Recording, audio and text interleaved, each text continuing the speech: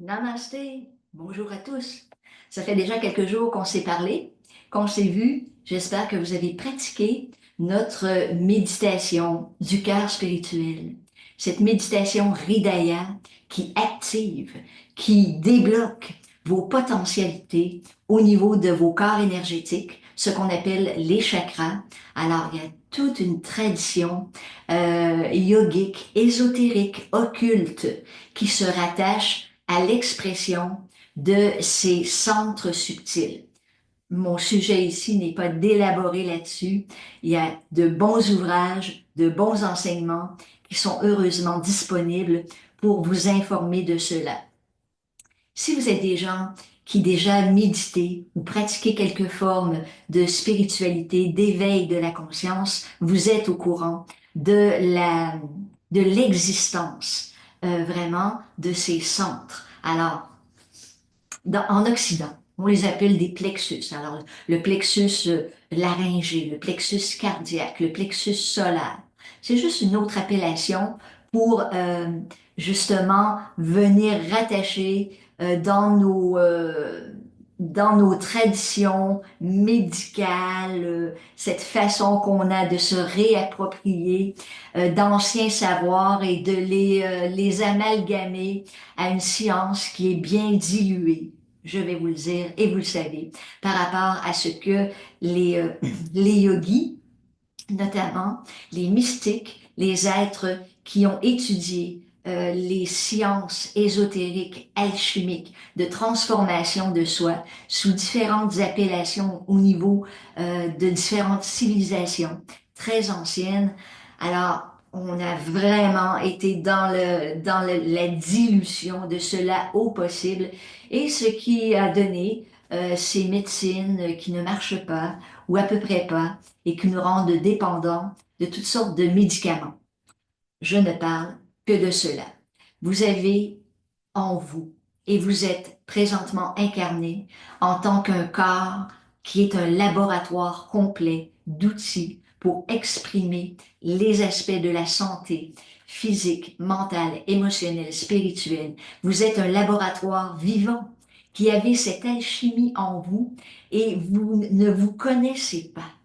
Et voyez-vous, il y a quelque chose là qui, sur lequel on se heurte. On ne veut pas que nous nous connaissions nous-mêmes, parce que cela nous amène à cette grande liberté. Cette liberté qui est de co-créer avec la source, avec l'esprit un, tout ce qui est, d'explorer toutes les capacités euh, de création de la nature de l'esprit, des rencontres de cette conscience avec d'autres êtres interdimensionnels, de co-créer, de communiquer, d'explorer les potentialités de la vie dans cette source une à laquelle nous appartenons tous. Donc, se maintenir dans un aspect de la réalité, nous maintenir là, en nous cachant des choses, en nous tenant dans l'ignorance, en nous faisant peur. Alors, ça fait partie d'un jeu. La question ici, ce matin, voulez-vous continuer ce jeu? Vraiment? Coupez cette vidéo, elle n'est pas pour vous. Si vous continuez à suivre les mots que je dicte maintenant et que vous êtes encore là, eh bien, vous êtes à la bonne place. Je reviens à ma première intervention du 1er février 2025. Si vous êtes à la recherche de l'expression de vie qui amène de l'abondance, de l'harmonie, du partage, du bonheur, de la créativité, de la beauté et des expressions de conscience multiples, vous êtes à la bonne place. Ça commence bien sûr par cet outil extraordinaire de la méditation du cœur spirituel. La dernière fois, je vous ai montré ce tanka. Alors un tanka, en arrière de moi, c'est pas tout à fait un tanka, mais ça ressemblerait peut-être un petit peu à ça. Alors c'est un brocart, c'est de la tradition bouddhiste ou sur lesquels on dessine une déité, une fresque qui représente une déité. Et je vous montrais le corps de lumière de ce grand maître qui était Padmasambhava, Guru Rinpoché, comme on l'appelle au Tibet. Et on voit pas très bien ce qu'il est dans le détail, mais on voit son corps de lumière et on voit deux points émergents, le cœur et le troisième œil. Donc, ceci est un acte d'alchimie pure.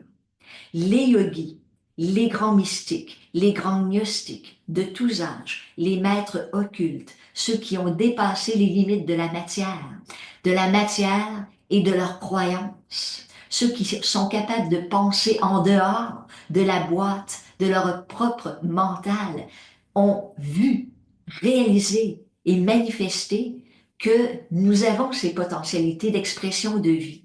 Nous entrons dans le Satya Yuga, dans l'ère du Verseau, dans l'ère cristalline.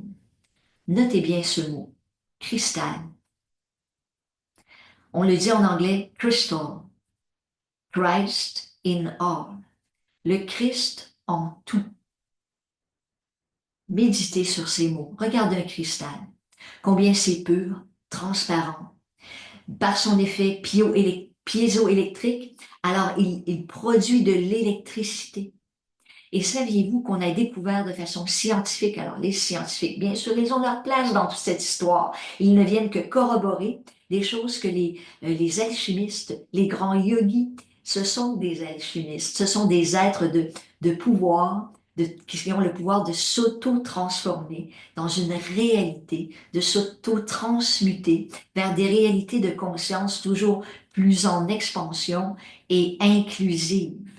Donc, les scientifiques ont trouvé que dans la glande pinéale, il y a des molécules de cristal. Je le redis, dans votre glande pinéale, il y a des molécules de cristal.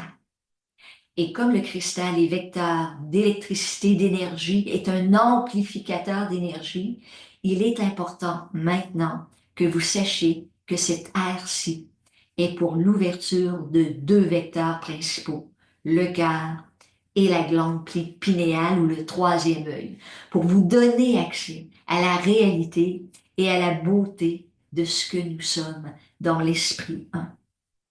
Je terminerai ce matin ce petit entretien avec vous. Je vous tiens là tellement dans mon cœur, en vous disant simplement ceci. Nous nous rencontrerons très bientôt et je vous demande de noter dans votre agenda cette date.